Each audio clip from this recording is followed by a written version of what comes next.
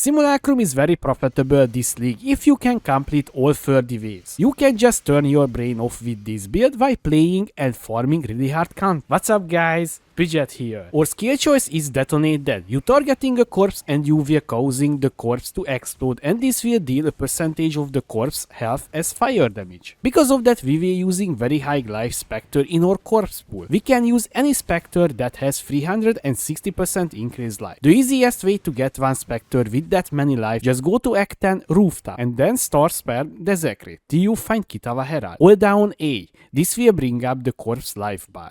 And search Kitava Herald and use a level 1 Raise Spectre gem, and then unsocket the gem because the game will remember what Spectre you have saved in your pool. From now, every time you cast your Desecrate, it will have around 50% chance to contain your Kitava Herald with really high life. The reason is why we need high life corpses, because we adding to the mix Ignite. Bigger the base damage, the bigger will be the Ignite will be. Kitava Herald has around 150k life. We detonating this, and because how the detonate that works, 8% of that health will be dealt as fire damage, which is really huge base damage. We increasing the Spectre life with charm, so we have around 65% extra life. So the Kitava Herald health will reach 189k health, which is really high base damage. To increase this damage even more, we were using Black Flame Unique Ring. With this, the Ignite will deal chaos damage instead of fire damage. Also comes with a really good mod. Wither does not expire on enemies. Because of that, we can easily use Withering Step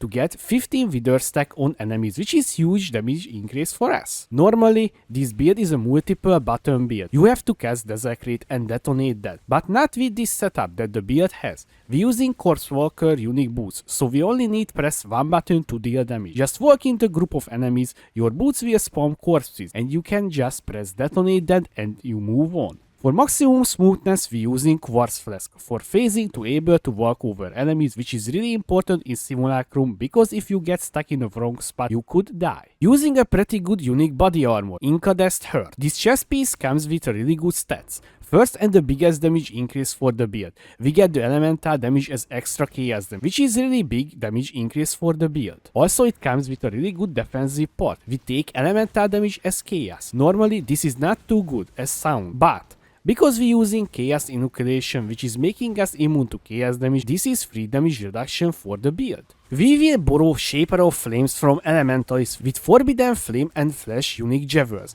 This will make any ability able to ignite, so we can just inflict ignite without any ignite chance on the tree, freeing up many passive points from the tree. To able to survive all 30 waves, you have to be really tanky. We are achieving this level of tankiness with a few things. On the defensive side, maybe you already noticed our energy shield is bouncing up and down when many enemy hitting us. We're using Aegis Aura unique shield that gives us a tons of good stats.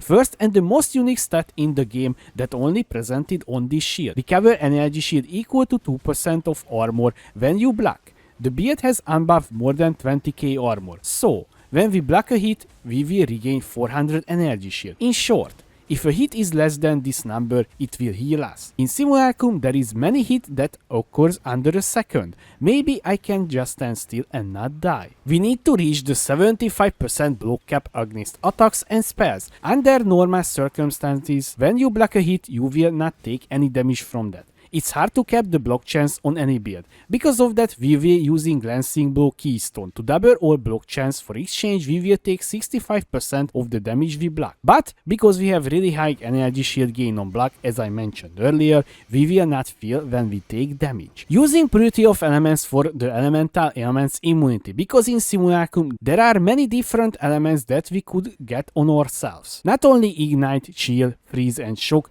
Bitter, Sapped, Scorch as well. Very often, so with a Signal Aura we countering this. Also it gives us tons of elemental resistance, making easier cap the resistance. The Necromancer have really good mana and energy shield regen from the Ascendancy, but we getting more regen from the tree as well. The build has around 900 energy shield regen, which is pretty good. We are achieving this with life regen from the tree, and we converting this regen to energy shield regen with Zealot Oath Keystone. We have crit immunity because Simulacrum can roll pretty high crit chance and damage as well for the monsters that could one-shot us. We are achieving this with a really unique combo. Using Viridi's well unique hammer. To benefit from the crit damage reduction, we need to use a magic ring in the left slot. Also, it comes with a really unique line. Damage of enemies hitting you is unlucky. This means the game will roll twice for how much damage we take and it will choose the lower number. I made a joke in a previous video about detonate that would be much smoother than my very high budget Molten Strike trickster for Simulacrum farm. Well, joke's on me, I was right. It's so wide this build much better for this content than my super expensive build. This build is also super cheap. I think you can put together around 10 divine at max, even with the inflated prices. Of course, you need a little bit of crafting. I remember my gear almost the same as was in Crucible League, so RNG is not a big factor. Overall, the build feels really good for this content and pretty chill to play. You can just turn your brain off by playing and farming really hard content. Of course, sadly, you can get very bad mod combinations like triple damage and penetration, so sometimes you will get one shot from full, but you can invest more to the build and not die again. I would like if you hit the like button like the Shaper hitting the Elder, so it can start spread to more people. Thank you. Few important things you need in the build. Aim on your weapon damage over time multi, minions deal increased damage, and craft fire damage over time multi. This weapon crafting is very easy. Just get the base with fractured mod and use the minion damage essence till you get the right combination.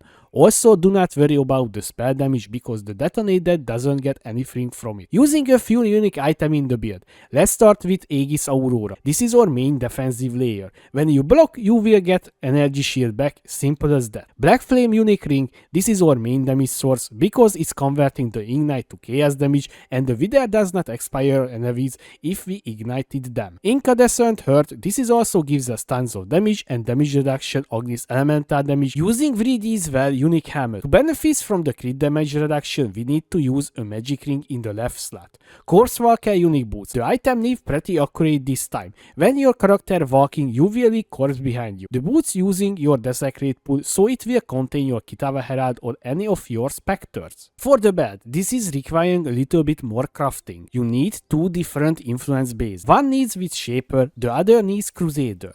Alteration spam till you get the increased energy shield from body armor. This is a Shaper influenced mod. Percentage energy shield, this is Crusader influence. Only these two mod need. If your belt has any other influence before you use the Awakener orb, it will choose from the three, not the two you have. And then use the Awakener orb on it and make the two item to one. You only need one item to be crystal belt. The other belt doesn't matter. Just use the orb on the wrong base first, because the orb will destroy the first item you select. For the ring, this is really easy to get. A Hunter influence Moonstone ring, then alteration spam till you get the despair on hit and craft mana cost reduction on it. The amulet, I just bought it and we anointing charisma. Flasks we using is the following: Basalt, Granite, a unique silver flask, Cinder Solo with recover 3% energy shield when you kill an enemy and reduce mana cost.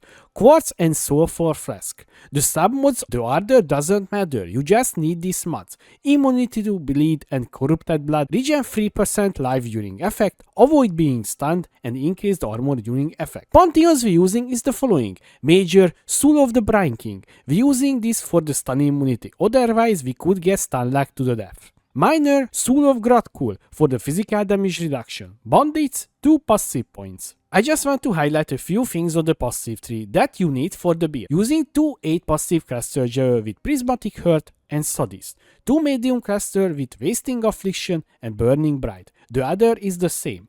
2 small cluster with Reservation, Self-Control, and the other Uncompromised. The other cluster is Prismatic Hurt and Sadist. Forbidden Flame and Flash allocates Shaper of Flame. A Watcher Eye, only important here is the damaging elements you inflict deal damage faster. I got the Discipline mod, but if you don't have this, you need allocate these two nodes here.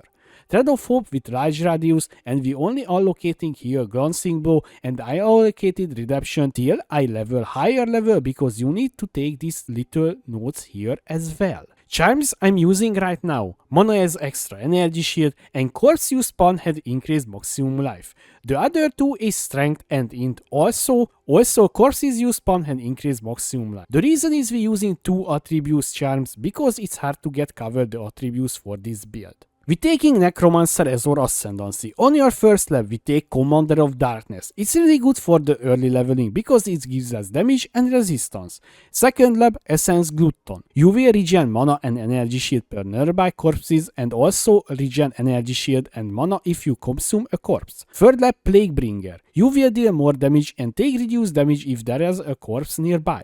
Last lap Corpse Pact. The important point here is enemies near corpses will be chilled and shagged. Gem and Gemling starting with our maining in our body armor, Detonate Dead, Awaken Deadly Elements, Awaken Unbound Elements, Ignite Proliferation, Awaken Burning Damage, and Cruelty. In our gloves, Discipline, Enlighten level 3, Tempest Shield. In our boots, Cold Snap level 1, Flame Surge level 1, Cast when damage taken level 1, and Withering Step. In our shield, Molten Shell and Cast when damage taken. Flame Dash, this is our movement skill. In our helmet or auras, Purity of Elements, Malevolence, Determination, and Enlighten level 3.